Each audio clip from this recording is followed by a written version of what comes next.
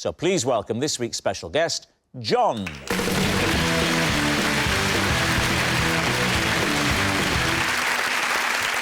So, Ed, what is John to you? This is John. I once hid behind my shower curtain after mistaking him for a burglar. Ed's mistaken miscreant. Kate, how do you know John? This is John. He gave me the best day of my life at the National Funeral Exhibition. Kate's morbid mate. And Lee, what is your relationship with John? This is John.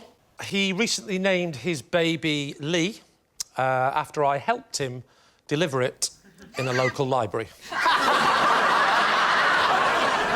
David, where do you want to start? Ed, where was this shower curtain? I was renting a new flat, and it was the first night that I was there. Yeah. And tell us a story. I was asleep. Yeah. And I was woken up by someone coming into the front door, and I wasn't expecting anyone to be coming in. Yeah. So my immediate reaction was to panic. I was in a new place, ran to the bathroom, locked the door, got into the bath, shut the shower curtain. Have you seen the film Psycho? I haven't.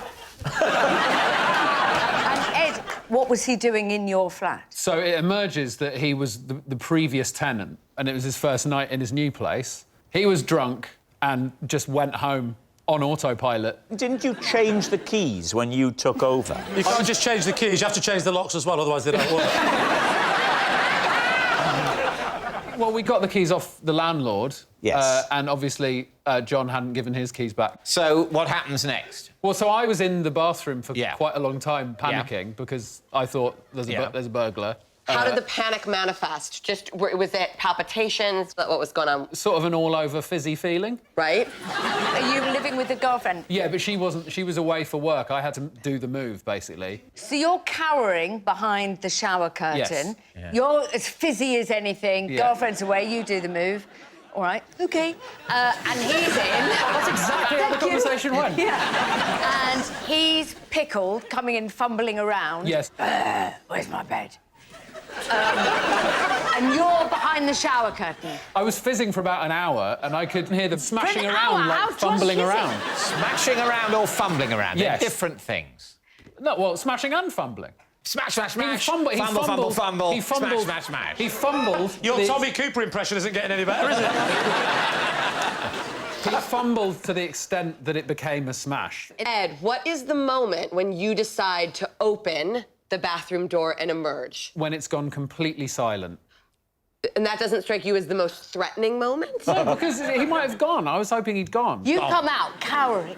Open the door. I peek and can see that he's fallen asleep on the Oh, sofa. my God, right. You're in pyjamas. You go out. No, Do you just wake him boxers, up? boxers. So you're just in boxer shorts? Yes. One can feel vulnerable like that. Yeah. What do you sleep in, David? Conventional pyjamas. Do you sleep in the full Stylish. matching top and bottom pyjama? Actually, at the moment, seeing as you're interested, I have got... I'm not interested, David, I'm aroused. My most recent system involves more pyjama-ish bottoms, and then actually it's more like a T-shirt on the top, which is You incredibly, are getting so incredibly rock and modern. roll. What do you sleep in? I sleep in my boxer shorts if I'm cold, and if I'm feeling hot, nothing. Now I'm aroused. Yeah. That was a joke.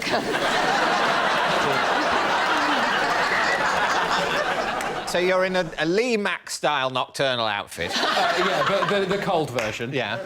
And I gently approached. I did have a small vase in one hand just in case it turned rough. Had you taken that into the bathroom, or did you pick it up? On the way. Right, OK. Off the little table. Yeah. So you'd unpacked the flat in one day, girlfriend away, and No. thought the little vase would look lovely here. Well, I'd not fully unpacked, but I'd unpacked the knick-knack box and the little vase was at the top of it. Knick-knacks first, necessities later. Yeah. We're not animals. I don't need my clothes, but I tell you what we do need. There's a tiny little trinket area.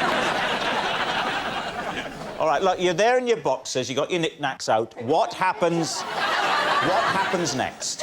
I gently shook him by the shoulder, gently woke him up, and he was a bit confused, to be honest, but once he realised what he'd done, he was very, very embarrassed. So what had he been doing for all that fumbling and smashing? Well, I think he was trying to make himself a snack. Did you see evidence of what sort of snack it was? Well, the cupboards were empty. He'd made himself a lovely knick-knack sandwich. So, David, who would you like to quiz next? Kate, so what is the National Funeral Exhibition? It's like the trade show. So it's not a permanent thing. It happens once a year, like a sort of conference, like the motor show, that kind of It's thing. like the ideal home exhibition, the ideal death exhibition. I like to call it the hearse of the year show. Anyway, a friend of mine who is also a vicar had been to it before and said, you should go to this. And so John took me along because John is my local funeral director. And why was it so fantastic? There was lots of things to try out. Could you get in a coffin? You could get in a coffin and you could have the lid put on. Did you give it a try, Kate? I did get in a coffin and had a little try in one. Yep. Well, I'm never going to know what it feels like, You will really, one day. am I? You will one day. I couldn't do that. Could You do won't that? one day, Rob. Well, I think when we die... We're alive. We're still alive. Well, you're a very spiritual person, aren't you, Rob? Yeah.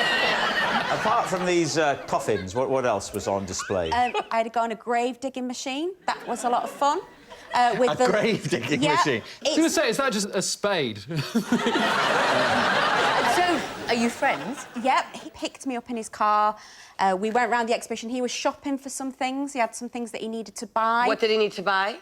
New top hats for all the staff, and he also needed more storage, a bigger fridge. Sorry, did you just say more storage, a bigger fridge? Yeah. Does it have an ice-making machine at the front? How many times in a week do you guys speak to each other? Oh, only when we've got work, so it depends what the rate of... Once again, the subject of the local death rate has come up on the show. All right. Now then, what about Lee? Just remind us what you said, Lee. This is John. He named his baby Lee because I recently helped him deliver it in my local library. OK, so what were Sorry, we you... haven't got time for any more questions. What were you doing in a library? How dare you? I'd gone to borrow a book. It's a library. And John is there with his wife. Well, yes, he didn't give birth to the baby. And she's that pregnant. Yeah. She was on the floor screaming.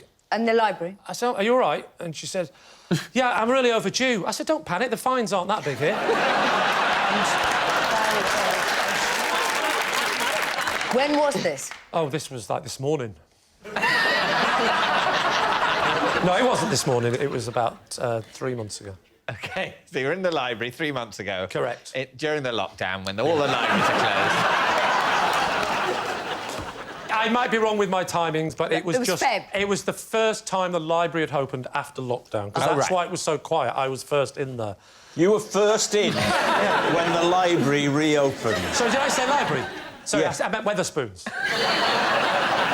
I was one of the first in, and I was in there with my mask, and he thought I was a nurse, and... So what's the first sound you hear from his wife? Shh. It was on my phone at the time. Yeah. Shh. Right. And then I walked off, but that was about 10 minutes later when she had a baby. Who was the one who told her it was time to push? I wouldn't know when someone has to push. So who was running this whole You've got thing? lots of He children. was running it a bit, the librarian was running it a bit, the other library staff member was out doing it a bit, and I was on hand to help right, out. look, I was getting it wrong. Yes, I was going, pull! So, just talk us through it. Take us through it OK. stage by stage. Waters broke in non-fiction, and then she was now... Now we're in the realms of fiction. Well, ironically... I think we all know that. but carry Ironically, on. the most space was in the children's section. She was lying in the children's section. And she goes, I need something. So I picked off the 0 to 2 books. I said, well, they'll come in handy. And then I started helping out. How did you help out? How? Well, first of all, I held her hand. Really? Yeah, but I used 2 hands because I felt it was more intimate. You'll appreciate this. I was giving a little prayer at the same time. Help me out here, please, God. I don't know what to do. Yes. No. And did a baby appear, or did she get into the ambulance? Not only a baby, 3 wise men. He's good, isn't he? So let's not jump ahead now, Lee. Go through it. You said jump ahead. It was 2,000 years ago. Let's go on. So, you've got 2 hands praying. Yeah. What happened then? Well, and then she starts having the baby.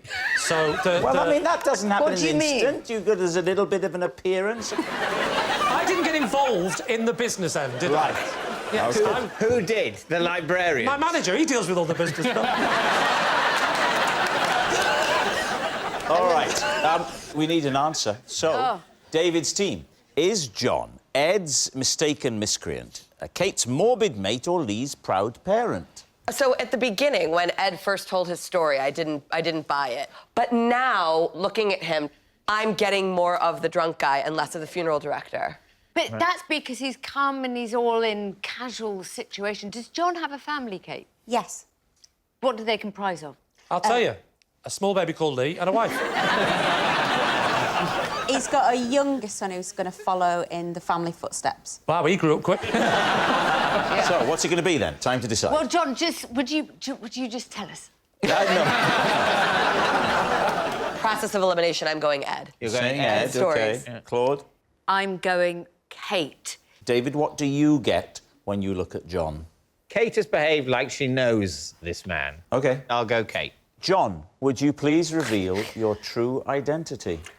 I'm John, and I took Kate to the National Funeral Exhibition.